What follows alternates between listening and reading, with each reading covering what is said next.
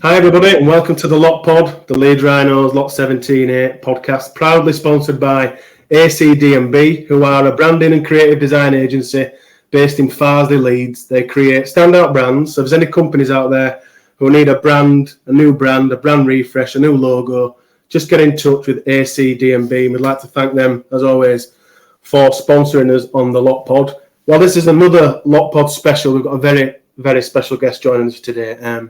Joining me for this one as co-host is Andrew. How are you, Andrew? Very well, thank you. Very much looking forward to this. One of my heroes.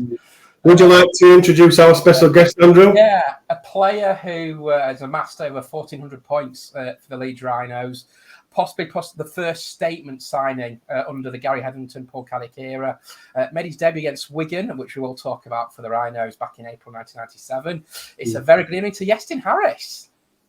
Good evening. How are you doing? Very well. Thank you so much for giving up your time, Iestyn. It's an absolute honour to talk, which I think to one of my first all-time legends. Absolutely. The Rhinos back in sort of in the late 90s. So we'll get sort of right into it. How did you first sort of get into rugby league, really, Iestyn? Well, my father played amateur rugby league in the Oldham area from Oldham myself. Just went down to watch him. Fell in love with the sport at probably 10, 11 years old. And just went from there. It was I wasn't very good. I was just always stuck on the edge of on the wing. I didn't really get involved too much until I was a little bit later, about 15, 16, when I sort of grew physically a little bit. But yeah, I just fell in love with the sport from a young age, and it's all I ever wanted to do. And obviously, you made your senior debut with Warrington, in 93? What do you remember from your early days at Wilders, Paul?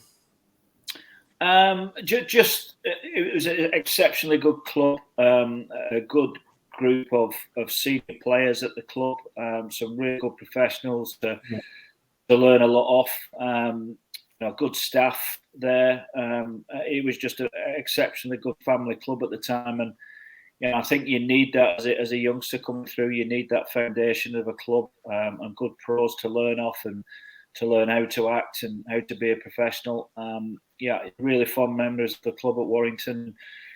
Still good friends with people from all the way back then, even now. So yeah, exceptionally good club. Ironically, you actually played against Leeds in the first ever game of Super League, and I think you actually scored in a 22-18 victory for Warrington, if you remember right. Yeah, I do. Playing at Headingley was always quite special. You always saw playing at Headingley as being a big game. And I think people do come to play for the Rhinos. Some struggle with that because, every team that comes to Headingley, they treat it as a huge game for them, even though Leeds might not be at the top of the table or the other team might not be at the top of the table. They really sort of go to Headingley and say, right, this is a big night. And I think playing at Headingley from being at Warrington or Bradford or wherever it was always seen as a big night and a special night.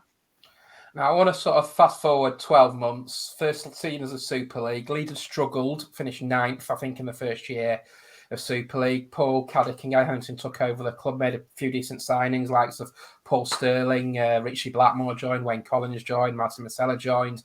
And then around Easter time, you joined. What do you remember of your move from Warrington in sort of Easter 97? Well, I was on tour in 96 with Great Britain, and Gary Hetherington was assistant coach with Great Britain at the time. And strangely enough, me and Gary were having a game of tennis, weirdly. And I think Gary was one set to love up.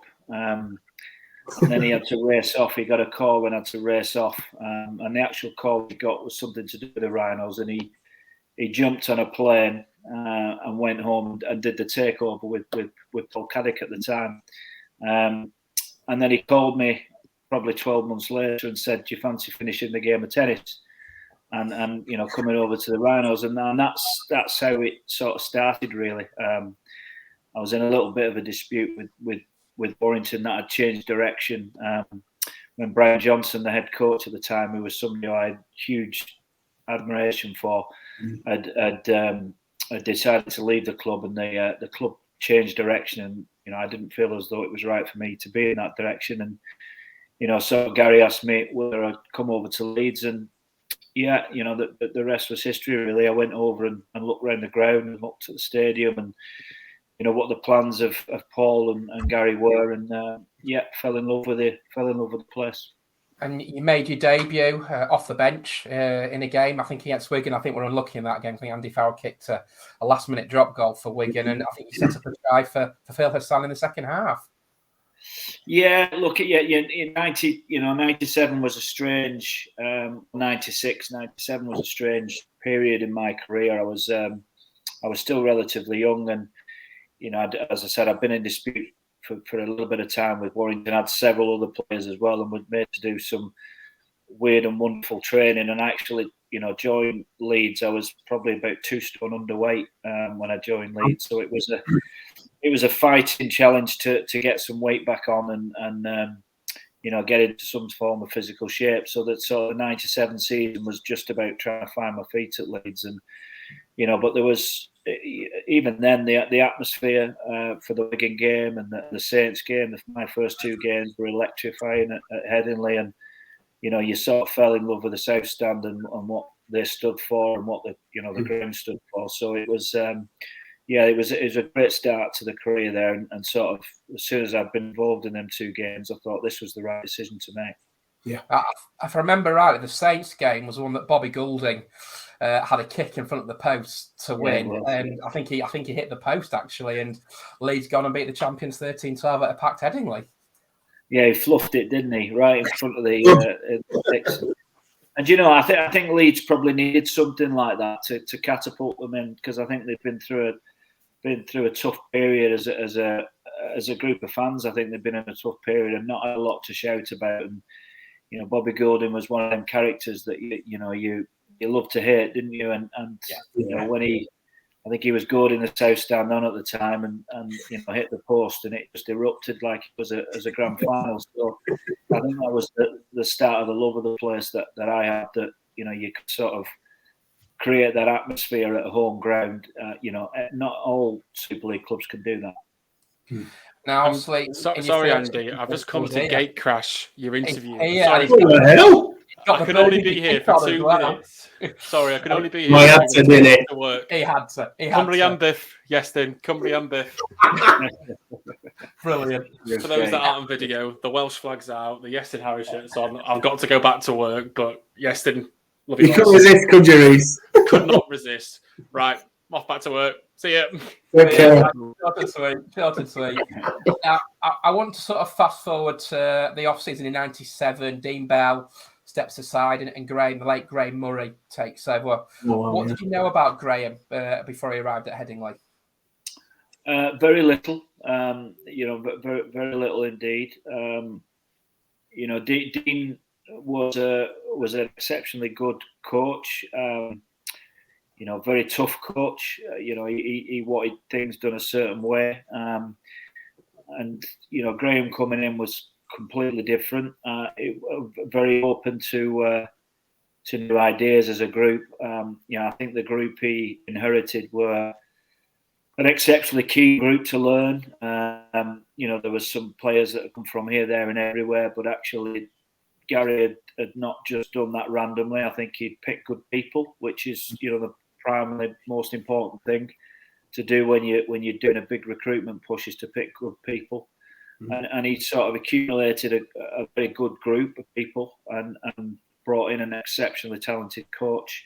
And it sort of started to build some foundations at Headingley. I don't think had been built for a long time, to be honest. Now, obviously, one of the most proud moments in your career, Graham made you captain. I'm guessing that must have made you feel really proud. I think you were at 21 when you were made captain. Yeah, it did. Do you know, I found that Graham sort of really challenged me as an individual, to be honest. And I think he challenged a lot of people as individuals, but, sort of speaking from my own personal point, he really challenged me on absolutely everything as regards to being a professional and what that stood for, and about being first at training and last to leave. And, we played a friendly game, and I think I sort of made half a break and slipped. And he'd sort of after the game, he said, "Well, I'd expect you to finish that, and I'm really disappointed that you'd slipped on the field." And and it was probably another coach would have even mentioned that he just had some real high standards that he expected of me, and I felt as though I just wanted to please him. Essentially, and I think good coaches have that ability to want players to please them, and he certainly had that from me. Everything I wanted to do was to get recognition off Graham that I was doing it well enough to please him, and I was fortunate enough that he decided to make me captain at 21, 22 because there was some really senior figures in the team at the time, people like Darryl Powell, who's now coach of Warrington, and Tony Kemp was there. There's some really senior individuals that probably would have made a better captain, or the more obvious captain. But he put that on my shoulders, and I felt that sort of really worked for me. Now, your first competitive game as captain didn't quite go to plan. Andrew Schick, if I remember rightly, hit on a high ball, and I think we're knocked out the Challenge Cup against Castleford. Did that help the team, though, because it gave them a focus with the one target left to get to the grand final?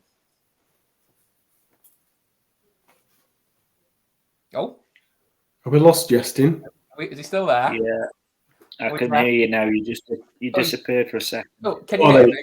You're back. Yeah.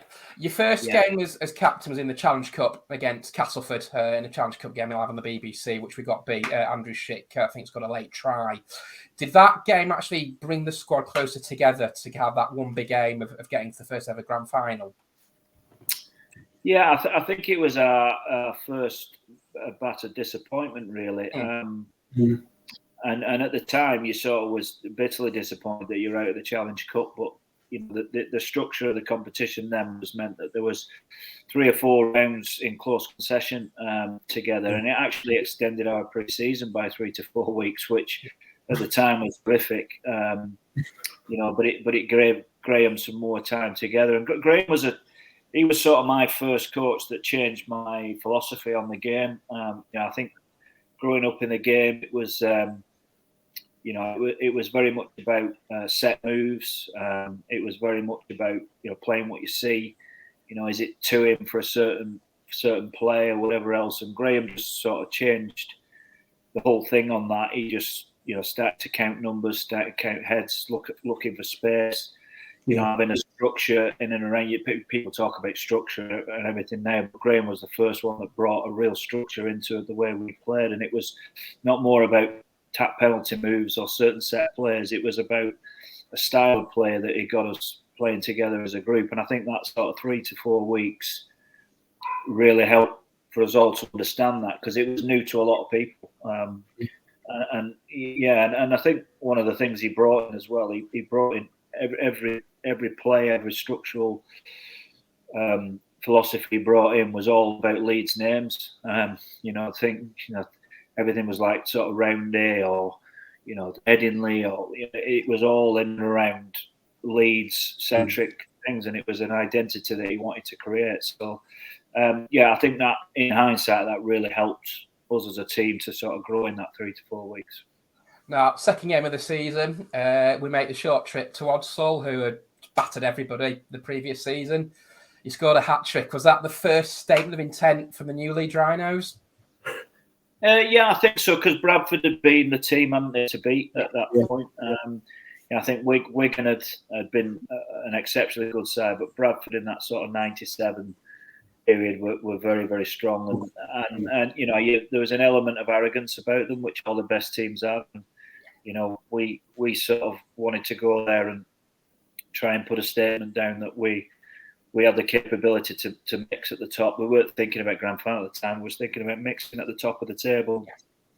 And I think that was a sort of real pleasing result, because I think they'd struggled against Bradford in the few years previously. So it was a great statement of intent for us, and probably gave me a bit of confidence in an individual as well. It was a new role for me. I'd not really played fullback before, and Graham had thrown me at fullback and put me into this new new thing that I'd never really considered playing before, and that sort of gave me a little bit of confidence that probably that was a good position for me.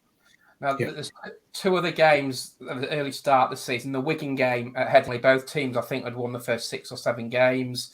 I think it was nip and tuck. I think Andy Hay goes over for a late try in front of the fans. Do you remember that game at all? I think a Friday night back in May. Yeah, you might have a better memory than me. I think we've got a better memory than most, Iestyn. I do remember. I think I do remember. I think probably I've seen footage of it maybe, and that's my memory. I don't have too many memories about things on the field.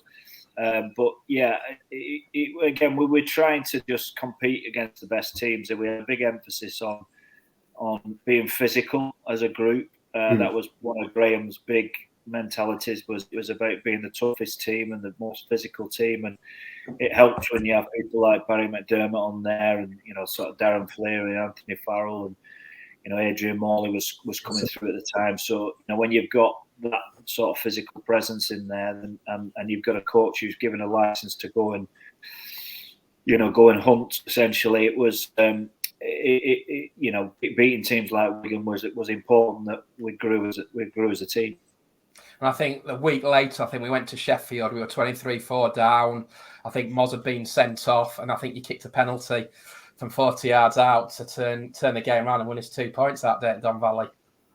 Yeah, and again, typical Graham, really. Which Graham Murray coming off the field, everyone was sort of elated, and he just came over and said, "Well, I expected you to get that," and it was his sort of standards, really, that he made you feel as though everything was possible, and probably more, everything is probable. That he was expecting you to deliver on that. You're the goal kicker. It's your job to get that, and don't be giving me excuses for not doing it. So he was very good at rattling your cage at the right time, Graham. But in a good way.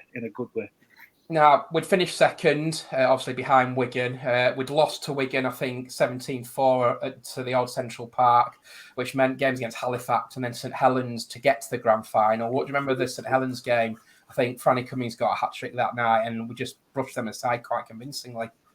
Yeah, look. Yeah, I think Wigan was always our challenge. We had a real to and fro sort of season with them. They had some amazing talent in there, and we felt as though we could beat them, but we had to be at our best. So we weren't too concerned about St Helens, which sounds strange because St Helens were an amazing side, but we weren't too concerned about the other teams getting there. It was Wigan that we were nervous about. So it was a good performance to get through, but I think we were at that stage where we were thinking about the grand final. Then we sort of knew we were going to get there. It was just how we were going to get over that hurdle. Now, obviously, I'll take you to October the 24th, 1998, the inaugural grand final against Wigan, I think in front of 45,000 fans at Old Trafford. What were your memories of leading the team out in a grand final for the first time? Yeah, pretty intense. Sort of Old Trafford is a sort of magical stadium which has an amazing ability to, the atmosphere to grow on you. You sort of walk through the tunnel in the corner and everything's above you and around you and surrounds you. So the atmosphere walking out there is quite unique. So it was the first, obviously, time that anyone had experienced it, and sort of walking out into that arena for a grand final, because there's a lot of people saying it wasn't going to work and they shouldn't be doing it that way. And you sort of, the moment you walked out, you thought that this is real. This is a real sort of new era for the sport, and the game itself was physical. It was fast. There was some real quality in it, and you just felt as though you was part of something that was the start of an era for Super League. And it was hugely disappointing to lose the game, but you felt, off the back of that, something new had been born really in Super League, and it's gone from strength to strength, hasn't it? From there, that sort of grand final night. Like, we took the lead through Richie Blackmore. I remember being behind the sticks in the pouring rain, thinking, I'm going to steal Leeds win a trophy here. And I still blame Billy Wiggs for that wonderful try just before half time that probably swung the momentum in Wigan's favour. Yeah, well, I blame Jamie Matthew because he broke the line. Because we spoke Yeah. all the way through the week leading into it that we Still blaming him. do that. Just if he skips along the line, just stay square, don't jump the line. And Jamie Matthew decided to jump the line. So yeah, we were quite angry with Jamie there, but I'm sure we all make mistakes along our careers. But Now, obviously, we finished the '98 season with a tinge of disappointment. You all go off to Lanzarote for pre-season, and then the Challenge Cup draw's made. And guess what? We play Wigan. I bet you couldn't believe it as players that we were drawn 1 and 2 in the fourth round of the Challenge Cup. Do you know what? I think it really helped us because there was a feeling within the group that Wigan was our Achilles heel, and we needed to get over that to be able to be successful. You'll always have a team that you feel as though that's the one that will get you, and you need to be at your absolute best. And ours was Wigan that year, so to get them first up. I think was probably important, that it sort of set the standard that we have to be our best at the start. And probably Wigan weren't expecting what we got really. I think Barry Mack got turned off, didn't he, after 20 minutes? And that we very unlikely. Yeah, I know. It was an accident, wasn't it? It was an accident. But yeah, so to get them with the stars they have at home was important because the Headingley crowd was hugely important to get behind us, and they once Barry got sent off, they sort of erupted into action and sort of created an atmosphere that allowed us to sort of go on and beat an exceptionally good side. And then you beat Wigan, and guess what? We get St Helens. You must be thinking, crikey, the luck of the draw is really against us here at the moment. Yeah. Look, I think it was Jamie Peacock said once to me that the Challenge Cup is a cheap trophy that you think you could actually sneak all the way through to the final without playing anyone, but then you can go 10 years without winning it, and I think this was one that wasn't cheap really. We'd had to beat Wigan in round 1, then we'd play Saints, who were probably the next best team, and again we at that point, again, no disrespect to Saints, we felt like we had the better of Saints at that period. They were, I think, were just growing into themselves. Saints, they were, the Sculthorpes were just really starting to make a name for themselves. And, Sean Longs was doing the same. Bobby Goulding here had just finished, and you felt as though they were just at the start of their little sort of transition period. So they weren't quite where they needed to be at that point. So you knew you had the better of them, but it was the sort of Bradford and Wigan were the two that you were wary of. Now, obviously, we beat Widnes quite convincingly in the end. I think Andy Hay went over for a hat trick at the Autumn Quest. And then we go to the McAlpine, 23,000, 10-0 down, as usual, with Leeds. And then Ryan Sheridan scores, to me, what's one of the greatest tries I've ever seen. He nicks the ball off Danny Peacock. And lo and behold, obviously, Junior scores, Marcus St Helens, and yourself scores. What are your memories of that semi-final day against Bradford? Great game. Look, we were great at the point. We were poor at starting games, and we always seemed to let teams get in front of us. And it was something that Graham was on about us all the time, about having better starts in the game. And I think we went 10-0 down, as you say, and then Ryan got us back in the game, sneak one that we really needed at that point.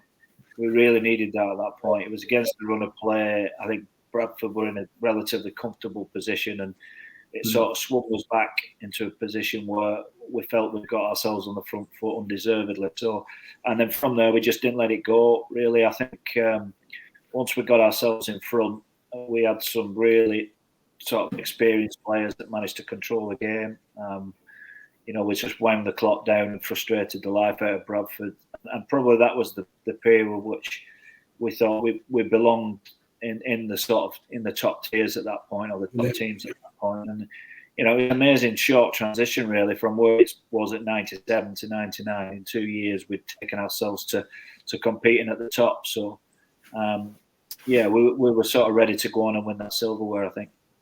Now, from that game, we had a couple of defeats. If I remember right, we lost to Bradford the following Thursday, and then I think we lost away at Sheffield where Danny Warren made his debut. Was it hard to focus on the Challenge Cup when you had league games in between? Yeah, impossible. I think because Leeds at that time had been starved of success. I think it was 26, 27 years, wasn't it? Yeah. From silverware, and there was a lot of pressure on because it was like, well, we're beating Bradford, we're beating Saints, we're beating Wigan, and it's only London in the final. It's going to be a rollover, and there was a lot of pressure building, and it was more about you didn't want to get injured going into that Challenge Cup final. So you wanted to make sure your form was good enough that you got selected. I remember going into the game before it, and I was still worried that I didn't play. If I didn't play well enough, Graham would leave me out. It was. You still had that sort of feel. So yeah, it was just a relief to get to Wembley, because actually it was the last game at the old Wembley as well. Yeah. So there's a little bit of that in steeped in history that we nobody else had an opportunity to play at the old Wembley. So to be involved in it was sort of hugely important. Obviously, I'll take you to May the 1st, 99. Was there a lot of pressure on Leeds because there were such overwhelming favourites? Obviously, no disrespect to London, but Leeds, a bigger stature, were expected to. I know we did win quite convincingly in the end, but was there pressure on at the start of that game?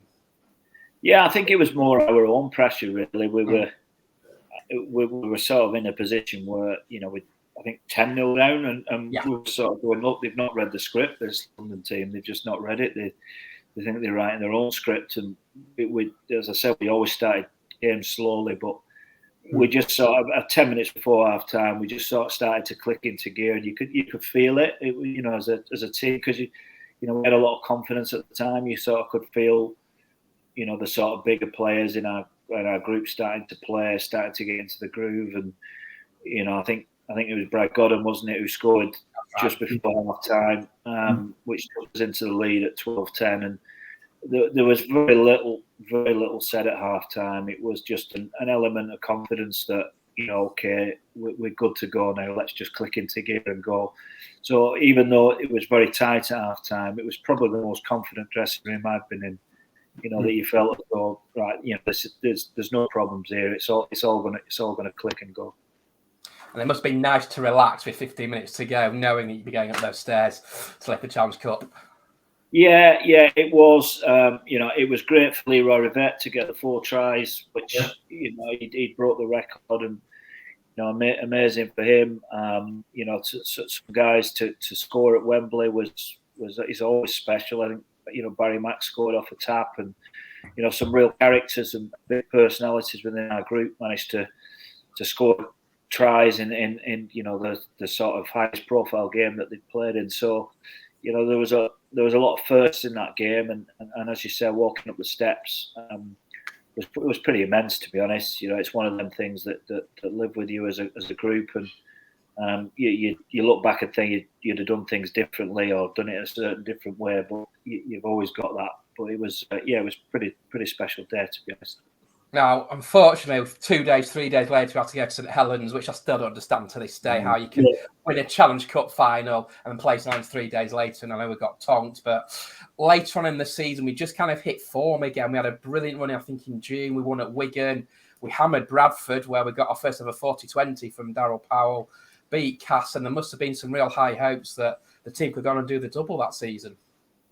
Yeah, there was, and I think there was a lot of speculation around Graham Murray, the coach, who was, is he going back to Australia, is he not? And then he made an announcement that he was going to go back. And I think that sort of released a little bit of pressure on us, which it was like, well, let's just play and see what happens. But then as it got closer to the end of the season, like the sort of momentum on Graham leaving probably started to take the highlights or the spotlight off everything else, really, and it sort of affected us towards the back end of the year, and we sort of fizzled out, which was really disappointing. But as a season for a whole, to lift silverware for the first time in 26, 27 years was pretty special as a group, and you felt as though at that point the group of players with a couple of additions was ready to really, really kick on. And it's just such a shame at that point we didn't manage to do it. But we certainly laid some really good foundations.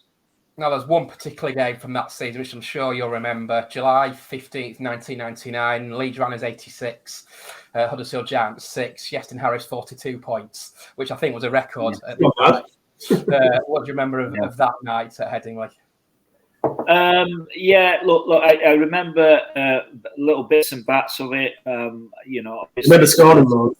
Yes, it's still the record now, which is great. But you weren't thinking about that at the time. One of my really good friends, Dave King, who lives in Australia now, was playing in the opposition. I was more worried about getting a shot on Dave King and getting one over on Dave than actually anything else. But to score that many points in a game is, I think you look back now and you think, it was a great achievement. But at the time you just okay, what game's next? What comes next? And I think you do a little bit of that, and I think all players do a little bit of that. You don't actually appreciate anything at the time because all you're thinking is about, what's next, what next. I was fortunate enough to play over 500 games in my career, so the 500 weeks you're thinking about what comes next, and you never actually appreciate anything.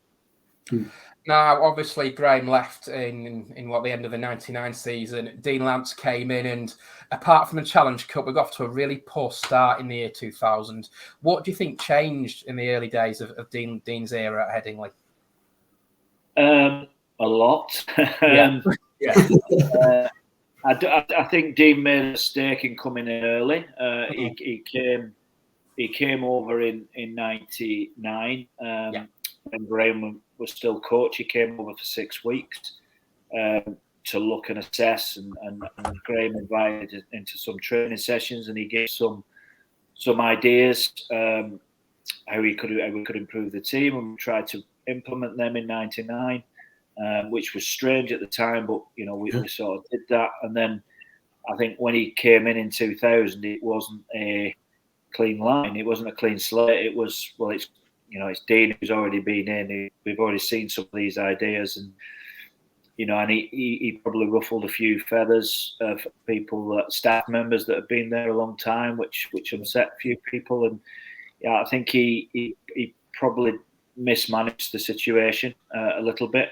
And I think Leeds had been very good in my time up to that point in making sure that the overseas players were good.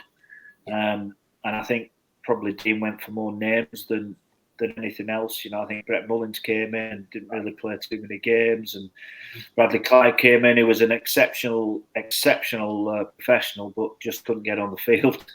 Tony Carroll came in with his own unique personality, and the sort of chemistry of the group and that sort of hard working mentality had sort of been lost with Graham.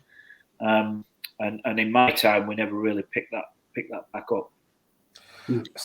Saying that, we still got to the Challenge Cup final at Murrayfield, which I remember 3 days before the game was about 100 metres underwater against Bradford Bulls.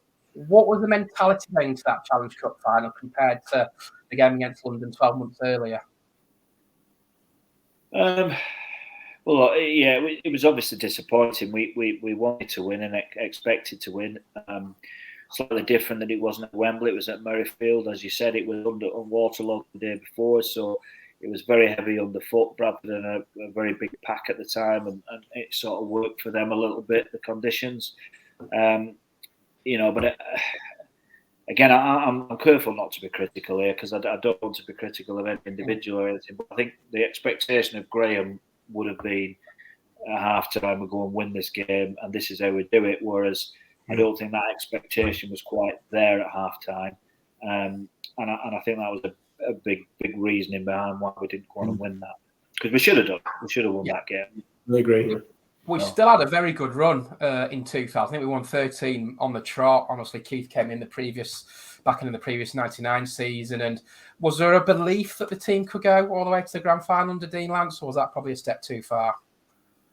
No, I think we had momentum too, and I think you look every athlete, if they play the game at a high enough level, they'll always have a belief that they should win games, and you want to win games, and we certainly had that belief. There was a bit disruption and everything. And I thought at that point then the transition was starting. You know, I remember at the start of that sort of 2000 sort of season, I always used to love watching the academy before the game, and you could see, you know, Rob Burrow flashing around and Danny Maguire flashing around, and, you know, Kevin's in the side, and you could see this, all these amazing kids coming through, and you could feel that there was an involvement of the club starting to happen.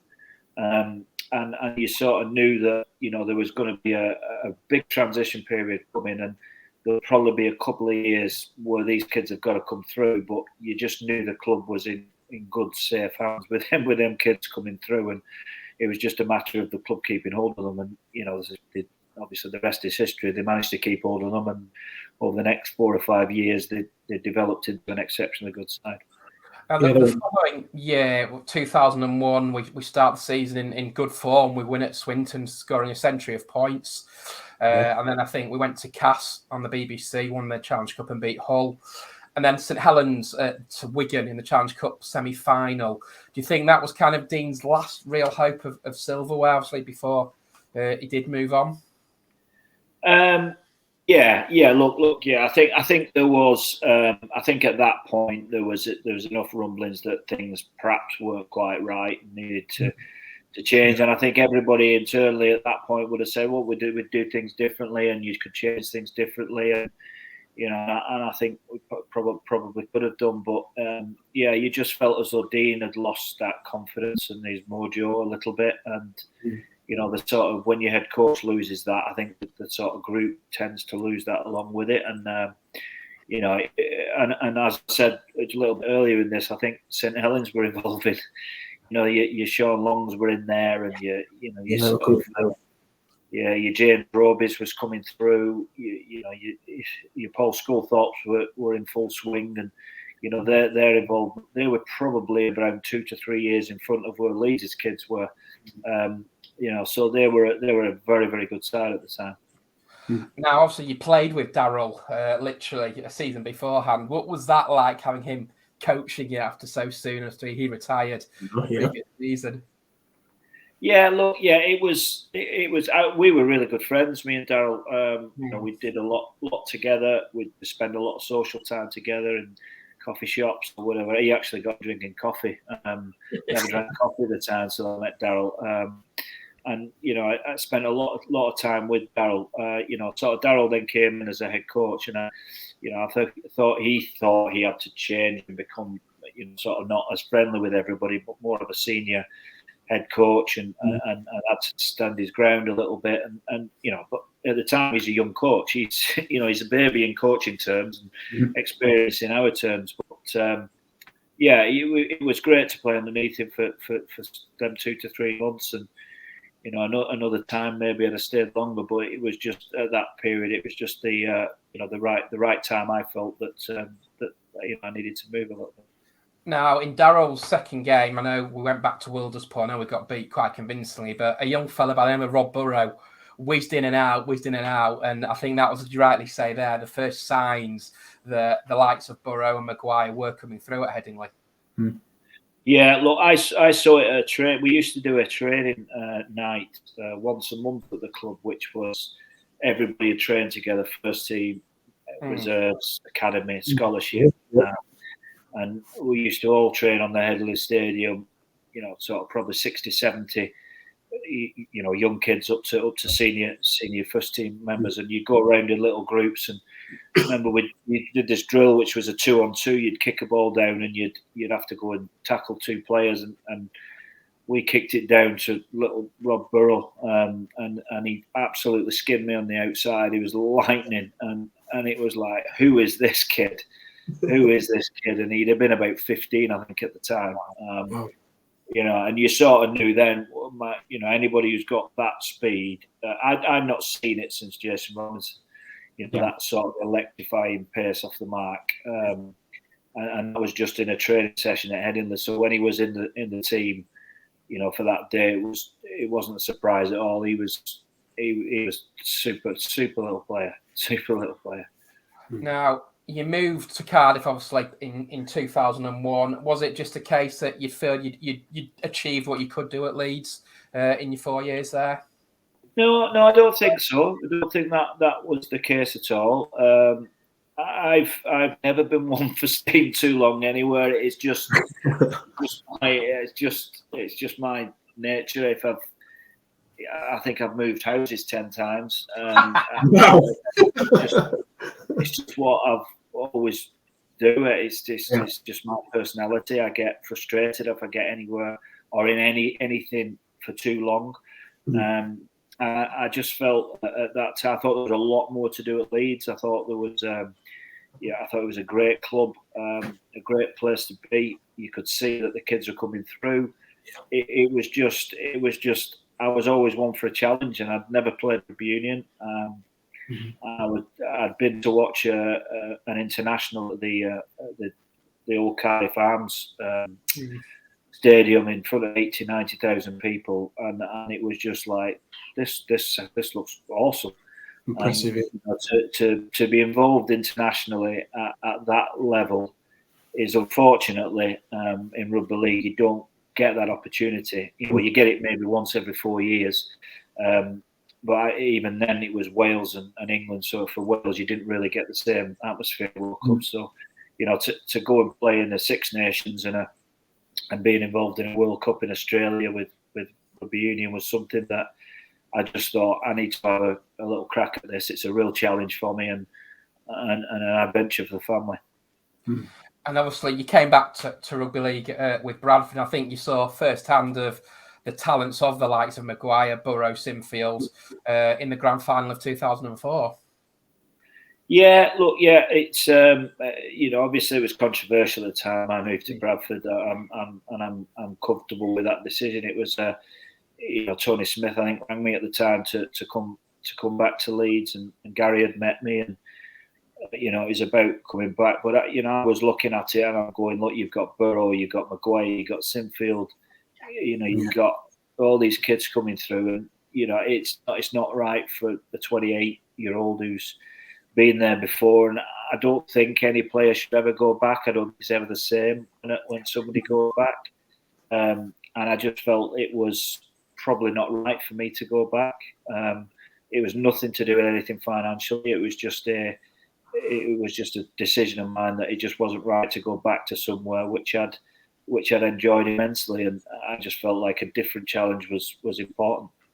Now, I've watched a fantastic documentary on the Super League YouTube site of how Bradford won the Super League in 2005. I think you won the last 13 games. What do you remember of that grand final against Leeds? Well, they got the better of us in 2004, and that was the start of their journey to a sustained, successful period. And they probably had the better of us in 2005, but what we probably had was a bit more experience than them, and we'd had a lot of confidence going into. I think we'd finished fifth and we'd gone the last 12 games unbeaten, so we had an exceptionally confident team going into the grand final, and we just felt as though we could strangle Leeds out of it because of the experience we had and the size we had, and but again, that game could have gone either way. It was one of them. They had a couple of chances and didn't take them, and we had a couple and took them. And anyone who's played in grand finals will tell you that's the difference. You probably if you get 6, you're lucky in a grand final. And if you take 3 of the 6, you'll probably be on the winning side. If you don't, then you'll be on the losing side. And I think they did it to us in 2004, and we did it to them in 2005. And sort of fine from me, what do you make of Rowan Smith's Rhino side this time around? I know they've lost young Harry Newman for the season. They're on a bit of a roll at the moment, aren't they? Do you know, I mean, amazing things internally coming out of the place, particularly about Rowan as a coach. I didn't know too much of him when he came over. I'm hearing that the detail he's given to the players is really high end. The players that I speak to within the group have got a real strong belief he's the right person. And I think as this year, I think what you've had, unfortunately, is a lot of bans and a lot of injuries. fortunately, you've got a really healthy, energetic, fit side that's coming into the playoffs, and if they can scratch into the playoffs, there's nothing to say. Well, there's nothing to say they couldn't. There really isn't.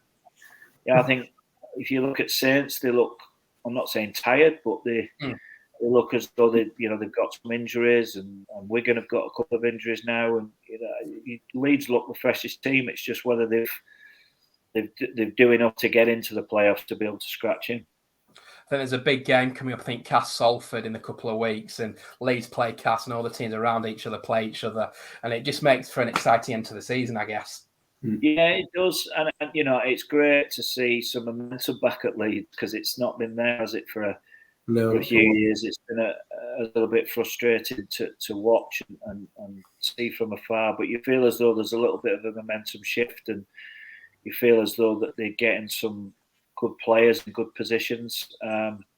You feel as though Leeds are on the start of another little involvement, and hopefully so.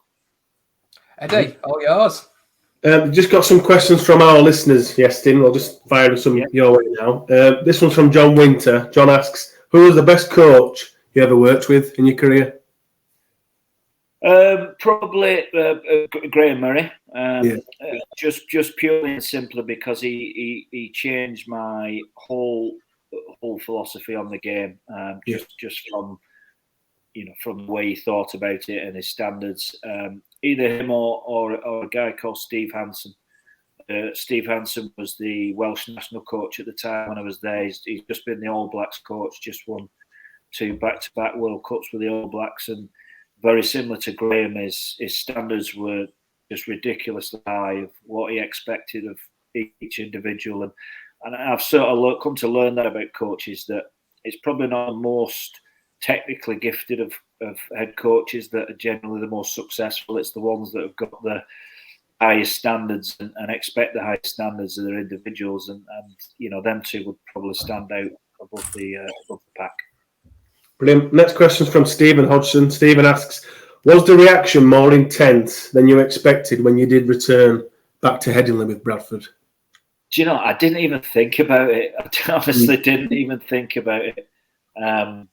All I thought was, look, I want to come back to the league. It's that time, and I'd just actually been picked in the 50 for the Lions, and they were asking me to stay to go into the Lions tour, and it was just right for us at the time to come back, and it was rather worth it. Well, I think Leeds don't need a half. I think Bradford do. Perfect fit. I had a chat with Brian Noble, and it was only really, when I'd actually signed and then it all started to erupt. I probably realised how controversial it was. I've not overly thought about it, which is probably naive on my account. I've got a few on your ex-teammates, whether it's Leeds, Rugby Union, whatever. The best trainer you ever played alongside? Best trainer would be probably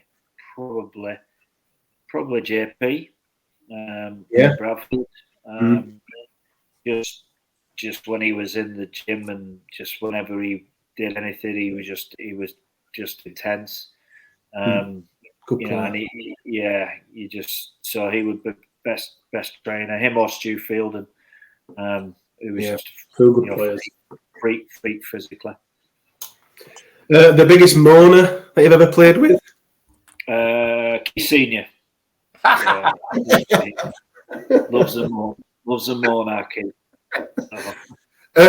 One of the questions here, Iestyn, is the tightest person you've ever played with. Now, I'm just going to say Keith's name has been mentioned once or twice on this podcast. Yeah, I won't go far away from that. He's got long arms, short pockets, hasn't he? So short arms, long pocket. Probably. Yeah, he won't be too far away from it, to be honest, Keith. Yeah. The funniest teammate you've ever had? Just for his personality and his dry sense of humour, probably Barry Mack. We travelled over for 4 or 5 years when I was at Leeds on a daily basis from Oldham. So we had some really sort of good times travelling over. So he had a great practical joker and was quite happy to take a joke as well. I think he could give one out, but he was happy to take it. So yeah, probably Barry Mack, and you can see that in his personality. The toughest player you've ever played with? I'm sure Barry were up there. Yeah, definitely so. But Barry was definitely there. Toughest, yeah, really difficult one. Played with some really tough kids like Paul Sculthorpe internationally was great. I played Andy Farrell internationally. He was tough as they come. JP tough. Yeah, really difficult. Probably Lee Radford. At Bradford. Yeah, he wasn't the most talented of players, but you knew he'd throw his body in, throw absolutely everything in. Anthony Farrell with Leeds, again, tough. You knew that if there was a bit of trouble, he'd be right there, and he'd pull you out of the way. He'd be first in line to go. So, yeah, it's really difficult to say because there's some really tough athletes out there, isn't there? This is quite a unique question to ask someone who was incredibly skillful, but the most skillful player you've played alongside? Jonathan Davis. Davis. Jonathan, I played with him at Warrington and with Wales, and just phenomenal, absolutely phenomenal. Just his ability just to beat a man, sort of accelerate through a gap, just chip and chase, whatever you asked him to do, he was capable of doing. In abundance, he was just sensational, skillful player. His try that he scored for Great Britain against Australia in the Ashes in '94 at Wembley will live long in the memory. I think he took Brett Mullins on the outside, and I think that was a day that Sean Edwards actually got sent off, and Great Britain won with 12 men. So yeah, that one that certainly sticks in the memory. Yeah, and again, out of nothing, wasn't it? In away acceleration, and just Brett Mullins as fullback, exceptionally quicker than Jonathan, but Jonathan managed to find a way to stay on the outside of him because of his ability. So yeah, brilliant, absolutely brilliant play. When Graham did leave, Graham Harris and took Adrian Morley with him to the NRL, was there ever a conversation to take yourself over there with him? I think he'd been told he couldn't. So he told me that later that I had a couple of chances to go to the NRL, and I don't like the word regrets because we'll all have regrets in life. Yeah. It's just choices we make, isn't it? But if looking back, to go to the NRL is probably something that I, in hindsight, would have loved to have done, and I had a couple of times to do it, and sort of said it wasn't the right time, but I don't think there's ever a right time to do anything, is there, in life? You just got to do it sometimes, and probably miss that chance. Absolutely. What was your favourite position that you played on rugby league? At halfback, fullback? Which one did you prefer? Probably fullback to a point where physically I could do it. I had a sort of bad injury in rugby union and lost a bit of pace. So at that point, fullback wouldn't have been right for me. I had to play halfback. But when I was sort of in my early to mid 20s, that fullback position was great because you could see everything unfolding. You could turn up where you wanted to, and I'd have loved to have been at my sort of peak physically and be in the game today, where the fullback's sort of an exceptionally movable part. I get excited to see people like Jake Connor and sort of Jay Field and all these athletes turning up and creating opportunities on the edge. I think that was that sort of style of play is what Graham had just started to bring in at the time at Leeds. But even all them years ago, he was starting to think that way at that point. I think you were the first one, like you mentioned there that. You mentioned Jai Field, Jake Connor. I think you, Iestyn, were the first one of that type in Super League. I think you were a pioneer in that, and obviously Graham played a big part in that. Ian's asked us a question, what difference did the depth of the onside defensive line make in creating attacking plays in rugby union and rugby league? Are there things that work in rugby union that when you came back, and vice versa? Could you, in terms of attacking structures, did it differ? It's very, very, very difficult because in rugby league, the easiest way to describe it, in rugby league, you know what you've got. You know, you sort of know that as a half, you're going to have a back rower on your outside shoulder, so you know you've got that. You're going to have a front row on your inside. You've got your fullback on the edge. In Union, you haven't got a clue what you're going to get because there's that many rucks that you think you've got a centre on your outside shoulder, and suddenly he's in the ruck, and the next thing you've got a prop and a hooker, and then trying to play a player that they have no idea what they're doing. So it's a lot more difficult to play a structured way in rugby union, and I think that's why they have a lot more set pieces in rugby union. So you get that opportunity to have your fixed and set personnel. I think people always look at it and go, well, if I was rugby league, I could do this in rugby union, and it's not as easy as what it looks sometimes. How did you find that transition when you did first go to rugby union? Did you find it quite easy to get into the swing of things? No, the first year was a nightmare.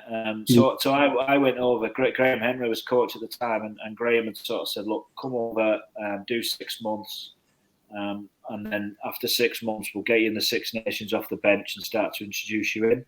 Yeah. And I played my first game in Wales, and I scored a hat trick in a Heineken Cup game. And then the second game was Wales versus Australia. No, Wales versus Argentina. And he picked me as a fly half in the Welsh team.